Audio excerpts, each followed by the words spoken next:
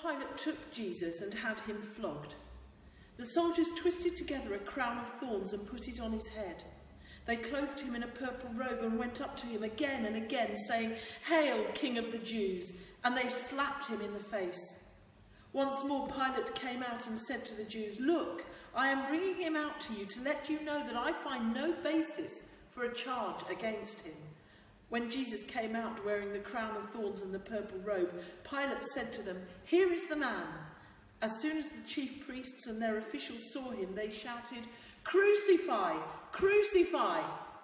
But Pilate answered, "You take him and crucify him. As for me, I find no basis for a charge against him." The Jews insisted, "We have a law, and according to that law he must die, because he claimed to be the Son of God." When Pilate heard this, he was even more afraid, and he went back inside the palace. "Where do you come from?" he asked Jesus. But Jesus gave him no answer. "Do you refuse to speak to me?" Pilate said. "Don't you realize I have power either to free you or to crucify you?" Jesus answered, "You would have no power over me if it were not given to you from above. Therefore, the one who handed me over to you is guilty of a greater sin." From then on, Pilate tried to set Jesus free, but the Jews kept shouting, "If you let this man go, you are no friend of Caesar. Anyone who claims to be a king opposes Caesar."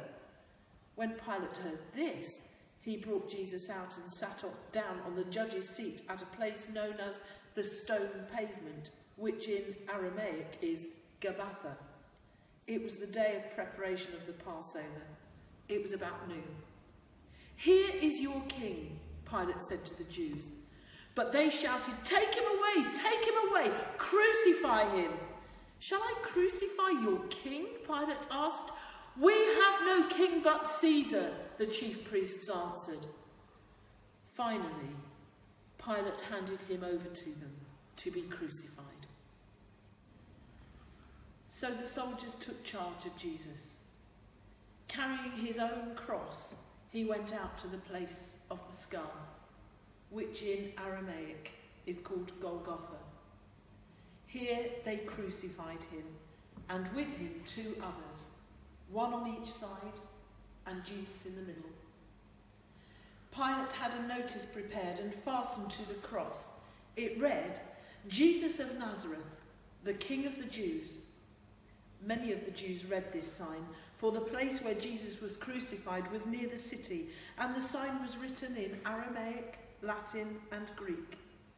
The chief priests of the Jews protested to Pilate, "Do not write the King of the Jews, but that this man claimed to be the King of the Jews." Pilate answered, "What I have written, I've written." When the soldiers crucified Jesus, they took his clothes, dividing them into 4 shares, one for each of them, with the undergarment remaining. This garment was seamless, woven in one piece from top to bottom. "Let's not tear it," they said to one another. "Let's decide by lot who will get it." This happened that the scripture might be fulfilled that said, "They divided my clothes among them and cast lots for my garment." So this is what the soldiers did. Near the cross of Jesus stood his mother's sister, Mary, the wife of Clopas, and Mary Magdalene. When Jesus saw his mother there and the disciple whom he loved standing nearby, he said to her, "Woman, here is your son." And to the disciple, "Here is your mother." From that time on, the disciple took her into his home. Later, knowing that everything had now been finished, and so that the scripture would be fulfilled, Jesus said, "I am thirsty." A jar of wine vinegar was there, so they soaked a sponge in it, put the sponge on a stalk of the hyssop plant, and lifted it to Jesus' lips. When he had received the drink, Jesus said, "It is finished." And with that he bowed his head and gave up his spirit. Now it was the day of preparation, and the next day was to be a special Sabbath. Because the Jewish leaders did not want the bodies left on the crosses during the Sabbath, they asked Pilate to have the legs broken and the bodies taken down. The soldiers therefore came and broke the legs of the first man who had been crucified with Jesus, and then those of the other. But when they came to Jesus and found that he was already dead, they did not break his legs. Instead, one of the soldiers pierced Jesus' side with a spear, bringing a sudden flow of blood and water. The man who saw it has given testimony, and his testimony is true. He knows that he tells the truth, and he testifies so that you also may believe. These things happened so that the scripture would be fulfilled. Not one of his bones will be broken. And as another scripture says, they will look on the one they have pierced. Later, Joseph of Arimathea asked Pilate for the body of Jesus. Now, Joseph was a disciple of Jesus, but secretly, because he feared the Jewish leaders. With Pilate's permission, he came and took the body away. He was accompanied by Nicodemus, the man who earlier had visited Jesus at night. Nicodemus brought a mixture of myrrh and aloes, about 35 kilograms. Taking Jesus' body, the two of them wrapped it with the spices in strips of linen. This was in accordance with Jewish burial customs. At the place where Jesus was crucified, there was a garden, and in the garden a new tomb in which no one had ever been laid. Because it was the Jewish day of preparation, and since the tomb was nearby, they laid Jesus there.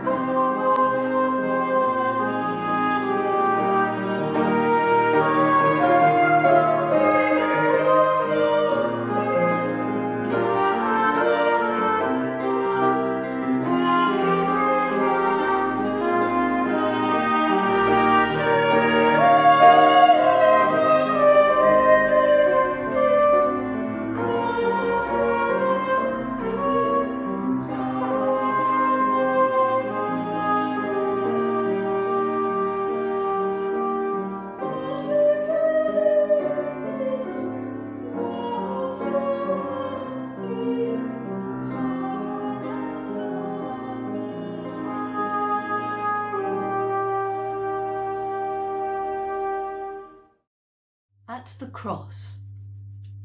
I wait, and time ticks past. I gaze, made silent by the sight. I watch as soldiers meticulously move, executing each terrible, tortuous task. I gasp, still life lingers in his fragile, broken form. I flinch as blow by blow nails bite deep through flesh to find wood. I stand as he is lifted high, silhouetted against the sky which he has made. I weep as his cry echoes deep in my hardened, calloused heart. I wail as he screams, "It is complete, finished, final, said and done." I fall as the sky turns inky black, and the sun and moon and stars forget to shine. I kneel as worlds collide and time ticks by. What once bound no longer seems to hold. I bow, for part of me is gone, kept forever on Calvary's painful peak. I wait at the foot of the cross to begin my journey home.